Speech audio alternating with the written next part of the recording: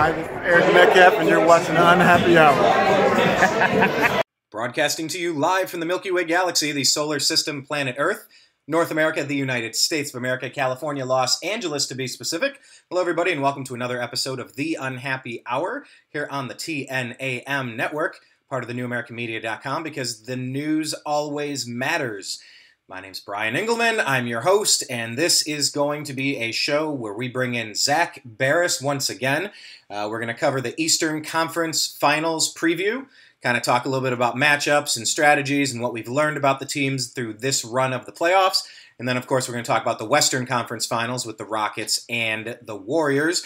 It's kind of what a lot of people are dubbing the actual NBA championship this series. Of course, they're overlooking the king in the East who's battling the Celtics. So until he's knocked out, you can never count him out, although it may be an uphill battle. And then at the end, we're going to maybe touch on something we've covered more at length in previous episodes. However, doing years of shows, it's tough to figure out where that was because it wasn't a standalone episode. We're going to talk about Michael Jordan and some of the theories and some of the ideas, what we know and what we don't know about why he actually left the Chicago Bulls at peak Jordan. It's a topic that's coming up a little bit more often now because people are starting to compare Michael Jordan to LeBron James more and more and more seriously. And as LeBron racks up more incredible seasons and accomplishments and buzzer beaters, more and more people are moving into the LeBron James camp. So as we discuss, Jordan had 6 titles. He did a three-peat back-to-back. He would have had 8 if he wouldn't have left. It's a big part of the story that I think needs to be highlighted enough so that we understand what happened there. So we're welcoming back Zak Baris. Zak can be found on Twitter. He's at ZBaris. That's Z-B-A-R-I-S. Zak, welcome back to the program, sir. How are you today? Good, Brian. I just want to say thank you to your retweet the other day and sending it to Chris McNeil. My phone has not stopped blowing up for the last 2 days now. Okay, explain to the listeners what happened, because I haven't caught the aftermath. I saw it and it was one of the funniest things. And then when I titled it, I couldn't stop laughing at what I titled it. So reset it for everybody. I think it's one of the funniest pictures and taglines I've ever had. I was at the Indians game against Texas, the noon game, I believe it was last Wednesday. And I was at the game and I'm talking to my clients that invited me to the game. Sitting behind home plate, I look over and I see this chick double fisting a foot-long hot dog with her legs spread apart. I mean, she was just going to town on this thing. And so they're talking to me, and I was like, guys, look over. They're like wait, what did you say? I was like, what did you say? They're like, what do you mean? And I said, I didn't hear a word you just said. You guys need to see this. They look over and they go, no fucking, sorry, Brian. They go, no way. So I take a picture, start taking multiple pictures, and I'm just blown away. I mean, this woman is literally deep-throating a hot dog with 2 hands.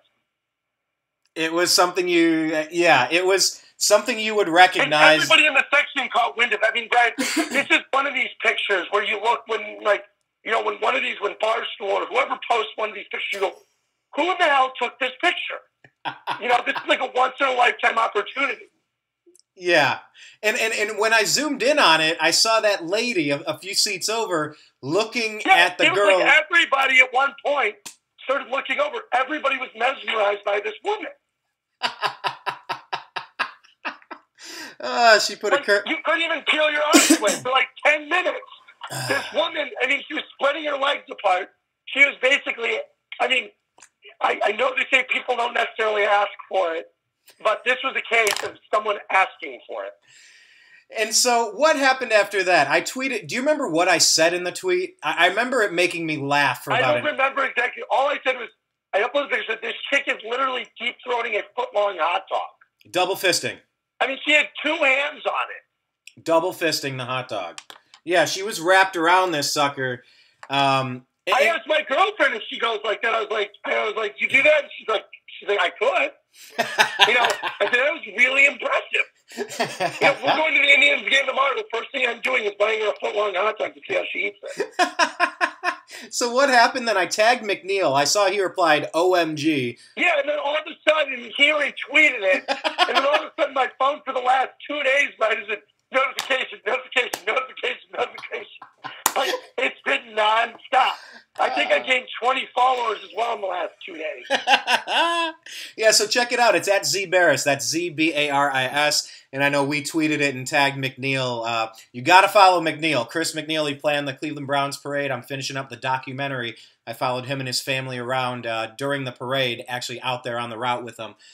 He's on Twitter at Reflog. That's golfer backwards, at Reflog_18. And then we're at American_media_. So yes, I feel like if the Browns get on Hard Knocks, your documentary will somehow make it on a Hard Knocks. You know what? They're calling the Cleveland Browns a sleeper team to make the playoffs. So, you know. I was listening to Cleveland Browns Daily today. Got to give credit to Gibbs and Nathan Zegura over there. Where I think they had Mike Clay on the show saying that the Browns are a sleeper wild card team. Like I said, you got to win a game first before you can get called a sleeper wild card team. But you know what? He made a lot of great points on the air today. And I would love for nothing more. You know, I went and bought my Browns season tickets the other day. Don't ask me why. I did it. We're sick. That's why. We're sick. That's why. No, it's a good move. Look, the organization had to tank to clear out the cabinets, throw out the expired food. You know, you had to really scrounge and save and really limit everything, and then you went out. Multiple franchise quarterbacks in the process. Yeah, but I mean, we got our value back on our picks, so you just have to hit on the picks. You know, we'll see on Myles Garrett. Here's the thing: if Baker Mayfield and Denzel Ward turn out to be studs, then fine. I'll be fine with it. Same here. So, yes, definitely check out Zak's tweet. Go Browns. We'll cover the Browns coming up here as things move forward. The documentary will be interesting. It was a real behind-the-scenes look. I mean, we just spent the day with McNeil. I mean, he was such a funny guy. Just had a really great time. Really enjoyed spending time with Chris, and his family was fantastic. And the event was just typical Cleveland Browns, you know, finding a way to make light of a really tough situation and kind of own it. So, yeah, that documentary will be coming out soon. I'm probably 75% done. I'm just overthinking it. I have some grand plans, and it's like, maybe I'll just do it. Just finish it and release it. Don't get too cute with the brand. Don't get too cute. Yeah, and that's where I got hung up for a little while, was trying to get too cute. I've been getting advice to do this, to do that, and how about this? Why don't you shop it here? I unfortunately didn't get to attend the parade. I was in Miami for a conference. So I unfortunately didn't get to go, but it's something let's just put it this way. We never have to have one of those again. Agreed. So we'll start with that. Okay, so let's begin the program, Zak. You know, for some of the people who are watching that aren't familiar with you, can you maybe reintroduce yourself with kind of where you came up, the stuff you used to do working in the realm of basketball, and then I want to kind of pivot right into the Eastern Conference Finals preview. So I went to the University of Arizona, worked with the basketball team down there, and then I worked in the NBA for 4 years. That's a scope I'll give down. It's just running through it really quickly. I scouted for 4 years before changing professions and going into manufacturing. Now I own a real estate company. So, it's just the nature of the business, and I had a good time while I did it, but I'm also glad that I'm no longer a part of it. Let's just put it this way, it was a rigorous process. It's grueling. It takes a lot of time off your life. It's fun, but at the same time, it's also just, it's just a lot. Yeah. It's just a lot to take in. No, absolutely. Some industries are more taxing and stressing than others. You know, we obviously have the nurses, the firefighters, the policemen that are dealing with life and death every day. And then we have the other stuff that, you know, whether it's being an agent or a manager or a scout, you know, it can be incredibly grueling. And, you know, that's kind of where you had your background. But, you know, of course, you've been a Cleveland sports fan your whole life. Indians, Cavs, and Buckeyes, and Browns, you know. So that's why we've been bringing you in for years and years talking about it. And there's a lot of good archived stuff over at youtube.com/the-new-American-media. If you haven't yet subscribed, click play and leave some comments on there. But let's kind of jump right in here on the Eastern Conference Finals. Obviously, this is we're both Cavs fans. This is a Cavs show primarily, but maybe let's start, because we've had a few days and we've talked about the Raptors and Cavs. Kind of let's break down, what did we learn in the 76ers series with the Celtics? We learned that the Celtics aren't going to give up. I mean, we've learned how good, how really Al Horford was so great in that series. Jason Tatum, Jaylen Brown, you wouldn't know they're rookie and second-year players by looking at them. And Terry Rozier has been putting up great numbers as well. They look like a team that has a lot of talent up front. the difference is without having Kyrie Irving and a guy like Gordon Hayward, who hasn't played more than 5 minutes with the team all season, is you lose out in the depth. Honestly, I'm just going to say it, but the Gordon Hayward injury may have been a blessing in disguise for the Boston Celtics this season. Look at the growth Jason Tatum's experienced this season.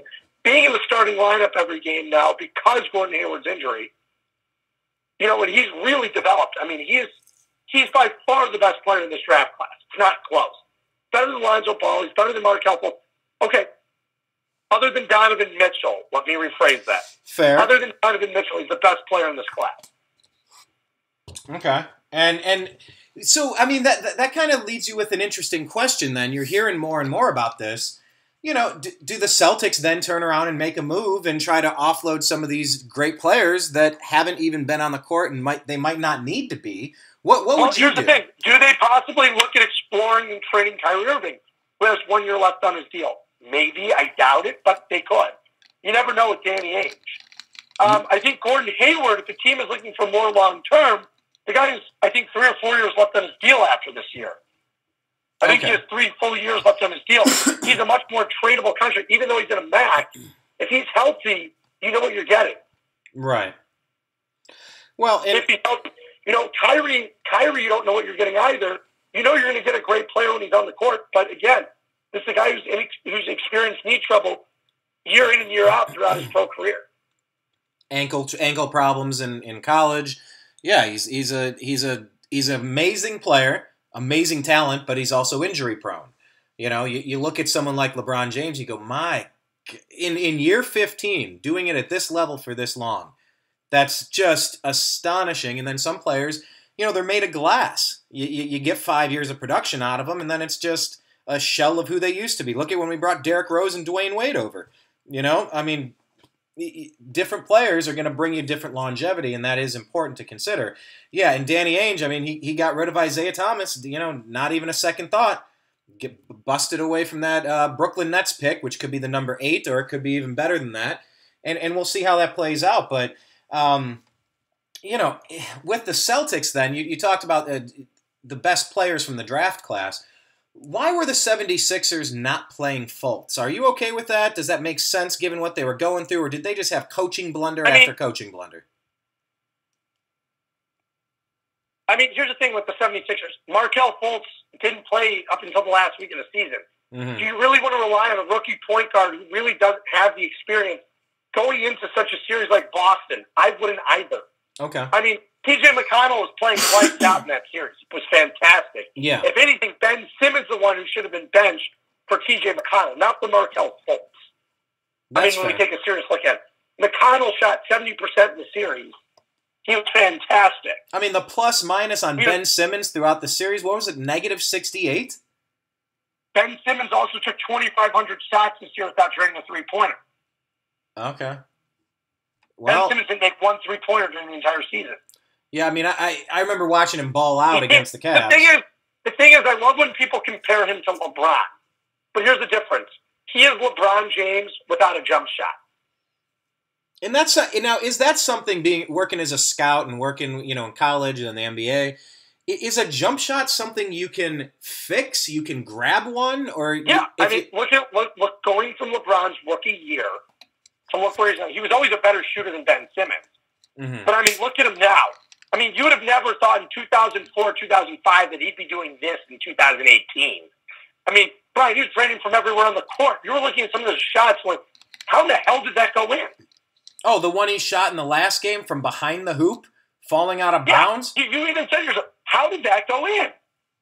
Because he's the king, because he's the GOAT. He takes certain shots now, and Brian, when he plays iso ball now, and this is the difference between 3 years ago, he would have games where he'd see him shoot 12 for 30 in the finals. You don't think he's going to do that anymore, and if he does, he's going to facilitate better than he used to. He is just, his basketball IQ is just off the charts. He is so smart. He is so much smarter than every other player on the court. His vision is amazing. It looks like LeBron's essentially playing an overhead camera angle on NBA 2K. That's how you see it. No, I'm not joking. When he sees some of those passes, it allows, essentially you're looking at it from a different angle than everybody else on the court. That's how great his vision is. He processes the entire court in a 360-degree 360 degrees. Nobody else can do that. I mean, the cross-court passes that he makes. It's like he can see behind him, literally. He makes so many cross-court passes, and, he's over his career. His recovery speed, his lateral quickness, everything about LeBron is something we've never seen before. The Jordan comparison is great. It's like I remember a couple of years ago when people were comparing LeBron to Kobe. You don't even hear that conversation anymore. No. Because LeBron is so much more advanced than Kobe ever was. Kobe took a bunch of low-percentage shots. Mm-hmm. Yeah, LeBron's all about high-efficiency shots. He got that from Spoelstra and Pat Riley down in Miami. That was his number one thing. LeBron can do anything well, and he makes everyone around him better. Kobe Bryant never did that. Right. I mean, he teamed well with a couple players to bring home championships. Here's the thing: if you would have put LeBron in the league if you would have put LeBron right now in his prime, or if you would have even taken 2007 LeBron and put him in there in the year when Jordan, in the last 3 years after Jordan's days with the Bulls, when the Lakers won 3 straight championships, it wouldn't have even been a game. And don't forget, Kobe played with the greatest center of all time, in Shaq. Yes. In a time when there was no talent in the NBA. Don't tell me the Pacers or the Nets. Those teams would have gotten their butts kicked nowadays. You're looking at those teams would have been the 5th, 6th, 7th team in the Eastern Conference. Wow. Yeah, it's interesting to stack up teams historically, and I heard a good conversation about Karl Malone and John Stockton, and it's like, God, we almost do completely forget how incredible those players and those teams were because they didn't get a championship. And they ran into Jordan how many times? Here's the thing, though. Do you think Karl Malone and John Stockton's Jazz could compete against today's Golden State Warriors? No. Give me a break. They would have crushed them. So much more athletic, better shooters. The Warriors have 3 of the best shooters of all time on that team this year and last year. Well, when you put it that Kevin Durant, Klay Thompson, and Steph Curry. All right, no, look, I got you. You can compare the Golden State Warriors the past 3-4 years against any of the greatest teams of all time. I mean, they have the best regular season record. They've won 2 out of 3 championships. They went to 3 straight championships. I mean, they could have easily lost the first one, and they could have easily won the second one. LeBron squeaked one away in an epic performance. Yeah, I mean, you're talking about one of the all-time greatest teams ever, and you got to consider this Cavaliers run as one of the all-time greatest teams ever for making the finals as many times as they have, going up against those behemoths and actually taking a championship home with them. Yeah, we haven't won 3 of them yet, but we have a 4th. This could be the rubber match. We'll be tied 2-2 after this. We'll see. But, of course, this is getting way ahead of ourselves because there's 4 teams in this, and I want to make sure we give a little bit of attention to the 4 teams. So we kind of went through the Celtics a little bit now. Why don't we talk about the Cavaliers starting lineup? It's been shifting every other game, and that's just par for the course for this season. Based on who you think the Celtics are going to roll out with, what do you think the best matchups are going to be for Tyronn Lue and the boys to schedule their lineup going to roll out, frankly, in Game 1. They're going to roll out what they did in the Toronto series, which I don't know is ideal, but make Boston play to your strengths. Roll Kevin Love out at the 5, LeBron at the 4, you've got Horford at the 3, JR at the 2, and then you've got George Hill at the 1. That's what most likely the Cavaliers are going to go with, because that's what worked for them in the Toronto series. And they dictated Toronto's lineup by Toronto having to pull down and shoot us from the lineup. Exactly. And that does make a big difference. So Boston's going to go with something very similar in the fact that they're going to go on a lineup with Al Horford, Marcus Morris, Jason Tatum, Jaylen Brown, and Terry Rozier as their starting 5. Okay. And where do you see that's how you're going to see the matchups. Okay, so let's go through the matchups. When Kevin Love is stretching, what's that going to do to Horford and the rest of the interior defense of the Celtics? I mean, here's the thing that we've seen, Al Horford's 1-12 against the Cavs in his playoff career. Right. But, I mean, yeah, but it's not golf. It's not head-to-head or tennis. So, I mean, he had a different team. No, but I'm just saying, Al Horford has shrunk consistently in the moment every time against the Cavaliers. No, that's fair. And look, DeRozan and Kyle Lowry proved that this, if you get a trend, it might be smart to continue that trend and say, hey. Here's another thing, too. I think Boston was resilient to come out there against Philly and win that series in 5. I'm not saying Philly was the more talented team, because I don't think they were. I think Boston was better coached. Mm-hmm. And I think they were hungrier, and I think they realized, you can't You can't realize, Boston relying on Ben Simmons, a rookie, every night is difficult. We watched LeBron in the early years of his young career not show up in certain playoff games. It didn't happen often, not like Ben Simmons. But don't forget, LeBron also didn't make the playoffs his rookie season. Right. Yeah, that's true. And LeBron has definitely progressed in his game. I mean, we all remember when he famously left the court. It looked like he gave up. At the time I said it almost looked like he had a bet on the game, and he wasn't even putting out a full effort. He takes off the jersey and then he heads to Miami. He had already checked out. Here's the thing though about LeBron. It's not like LeBron didn't perform well in that game. He did. There was no help from the teammates on that. Go back and rewatch the game. He was amazing. Yeah. He put up unbelievable numbers. There was nothing he could do. And I think that's why he checked out at the end of the game, just realizing, listen, there's nothing I can do at this point. This is over. I can't get past Boston. Yeah. And that's what it was. We are a much better team than Boston. Yet I can't get over this hump, and I can't beat them. I don't have the help to beat them. Shaq at the end of his career didn't help. Antoine Jameson didn't help. Nothing really helped in that deal to get the deal done against the Wizards. Nothing helped. Yeah, but look, to get the deal done against the Celtics, nothing helped. And I think that was the pressing issue. And you know what? Looking back on it, we've discussed in the show multiple times. LeBron leaving from Miami was probably the best thing that ever happened to Cleveland in the long run. Because what have we got now? We're in our fourth straight conference finals, 4 games away from the 4th straight trip to the NBA Finals. That's stunning. I can tell you that the Cavaliers would have never been able to remake this roster. Having a guy like Kyrie Irving, having a guy like Tristan Thompson, who was so valuable 2 years ago in the finals. Even 3 years ago, he was very valuable.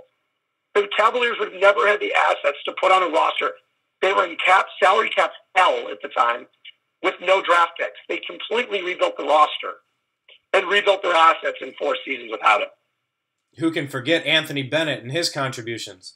You don't hit on every one of them. But, I just to back up and add one more point, though, I think we still win the NBA Finals that year if Shaq doesn't have his finger dislocated by Glenn Big Baby Davis. I really think we were gelling. You can always look at what ifs. Brian, here's another thing, too. What if Boston had Kyrie Irving and Gordon Hayward right now? What if the Cavaliers 3 years ago had Kyrie Irving and a healthy Kevin Love in the finals? You could always go back and say what if. But this is the one thing I harp on every year when we have this show come playoff time. Who makes the finals? Always the healthiest team wins it all. Okay, so every year. Who's the healthiest team here? Celtics, Cavs. That's obviously the Cavs. Easy. Yeah. Hands down. 2 superstars are out for the Celtics, Kyrie Irving and Gordon Hayward. And the Cavs are finally just about there. Speaking of the Cavs real quick, what do you make of this Rodney Hood thing? Much ado about nothing. He was just pouting, having a tantrum. I wasn't in the huddle, Brian. I wasn't in the huddle. I hear what happened. I wasn't in the huddle, though. I don't know if Rodney Hood was just deferring, saying, listen, let's get the other guys some playing time, or if he actually refused to go in and say, listen, screw you guys, I don't want to play at this point. There are 2 different ways to fully interpret what happened. Fair. I was in the huddle. I cannot judge. That's it.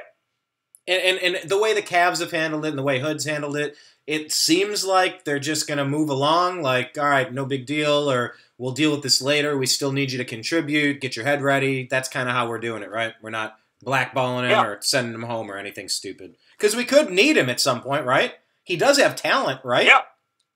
That's the thing is he just has not performed well since coming over to Cleveland. That's it. But a player who has a track record of performing well, he could turn it on. Yeah. He could find it, right? Yeah, he could. Anything's possible, I guess. And, I will say this. The Cavaliers are a very different team with George Hill at point guard. You saw the struggles against the Pacers when Hill was injured. Talk about what George Hill brings to the Cavs team that's different than when he's gone, and how that's going to specifically impact what Brad Stevens has to deal with. Just look at the level of play between what the Cavaliers did with a healthy George Hill and when he was out for the Indiana series.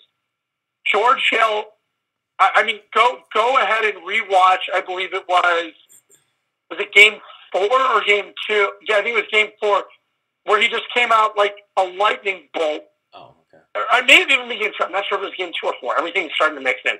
But he came out like a lightning bolt, just coming down across the entire court, putting up the first few points of the game. You're like, okay, this is what it's like to have a re-energized George Hill on the court. Now the Cavaliers actually get some rest. They're healthy now. Go in there. Boston gets significant rest too. But again, Boston doesn't have the experience Cleveland has. Cleveland, you've got LeBron James on your team. You put LeBron on any team, they're a contender for the most part. Mm-hmm. Yeah, for the most part. That's the difference. It's scary to think, if these young guys with Cleveland get the experience. Same with Boston, too. They're both getting the valuable experience. If Cleveland goes and beats Boston, it will be a shot to Boston. However, Boston has so many assets to work with, and they can go, they're going to be one of the front runners for Kawhi Leonard this offseason. Yeah. They're going. Of course. Whether we like it or not, they're going to be. Yeah, of course. They'll have to give up stuff to get him, but yeah, they're in the running for sure. But again, Danny Ainge was not afraid to give up stuff in the Cleveland deal. When it turns out he gave up a broken Isaiah Thomas.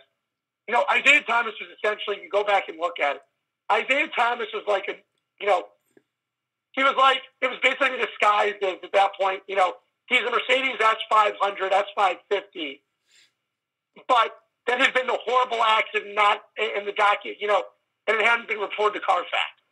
Yeah, his vehicle has been totaled. It was really essentially just a broken down, it was a lemon.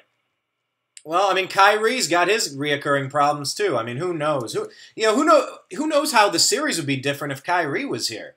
Even without Hayward, what that would mean. But all these young players are performing well. Don't forget the last two times Cleveland played Boston, when Boston had Kyrie, Cleveland won.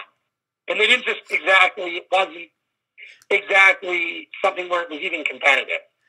Adam Reese in the chat room is saying about Isaiah Thomas, called him a broken elf on the shelf. Now, that's kind of funny. He is a real small guy, and he is broken. Yeah, Isaiah Thomas is like a broken mod. Here's the thing. Is like you thought you were getting an SL 550 or an SL 600. Well, in essence, you were getting a Mazda Miata. Yeah, good times. All right, so then the best areas for the Cavaliers to exploit the Celtics here. How do you see this playing out? The Cavaliers have more depth than Boston. They've got more depth. Okay. They have the experience. Whether people like Ty Lue or not, let's not forget he and Steve Kerr are the two winningest coaches in NBA postseason history. Wait, winningest or highest percentage? Highest percentage. Okay, yeah, that makes more sense. Yeah, I was going to say Pat Riley's got a... Okay. So they have the highest winning percentage of active coach. Brad Stevens can't be too far behind at this point, right? He's been... No, Brad. What has Brad Stevens done in the playoffs? Don't forget, he lost 0-4 to the Cavs. He lost in 5 to the Cavs.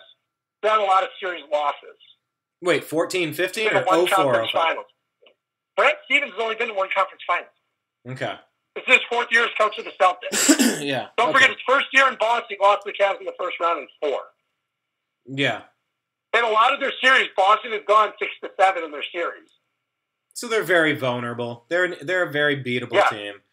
Are you happy we're getting the Celtics instead of the Sixers? Obviously we don't want to eat our words. I'm thrilled. Why is that? You think the Sixers would have been more difficult, even though they couldn't even get through the Celtics? It's not that. I think the Cavaliers would have wiped the floor with the Sixers when looking at it. Ben Simmons, look what Boston did to neutralize him. He couldn't make a shot. Joel Embiid is the only player that scared me on that team. Just because I don't think the Cavaliers have anyone to defend it. Well, the big knock on Embiid is his conditioning, I think the Cavaliers would have beaten Philly in 4 or 5 anyway, looking back at it. Yeah. At one point when Philly was hot, it was, oh my God, how are the Cavs going to beat them? And then it turned out, I was like, okay, we'll beat them. I'm not worried about it. I think Toronto posed a bigger threat than Philly. Let's just put it that way. Okay. Is Embiid, the knock on him is mainly that his conditioning is out of whack and he's spending way too much time on the 3-point line? Is that what we're learning about him? I don't think that's his issue. I don't think that's his issue at all. I think Embiid's a great player. I think he's still young, though. Don't forget, Joel Embiid only has this is only his 2nd year in the league. Right. Yeah, of course. Nobody on the Celtics, the process. It's all about stockpiling. And I was going to ask you about that. You said Danny Ainge has a lot of assets. How many more extra assets does Ainge have at his disposal? Are they finally done with those? I don't know exactly, but he has a lot.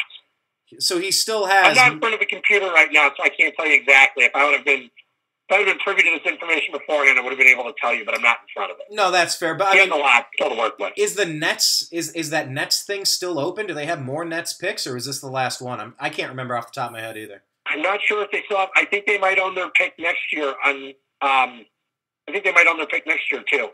That's stunning. I'm not sure if they have the right to swap picks or something like that. Oh, okay. I mean, they still have a ton of assets. They still have a ton. Gotcha. They have a ton of young talent.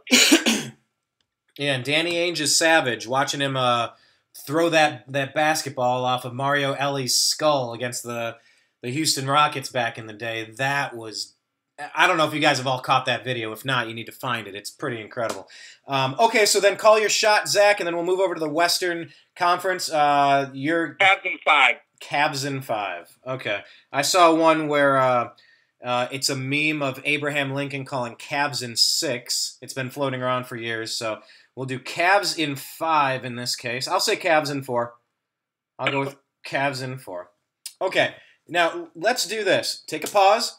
We're going to hit reset, and we're going to come back. On YouTube, we're going to split this into 3 different shows. That's where we're going to draw the line with the Eastern Conference, and we're going to be right back. We're going to talk about the Western Conference previews, and then we're going to discuss Michael Jordan and do we really know why he left at the height of peak Jordan and the Chicago Bulls in between his 2 three-peats.